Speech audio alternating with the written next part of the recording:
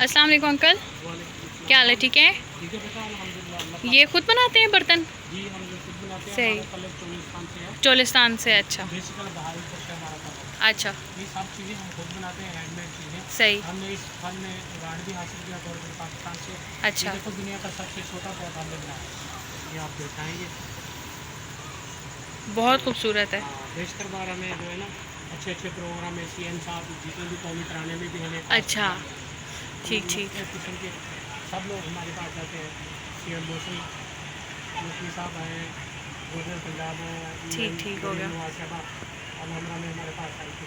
ठीक। तो ये सारा सिस्टम जो है चलता रहता है। अच्छा माशाल्लाह, बहुत खूबसूरत चीज़ है अंकल।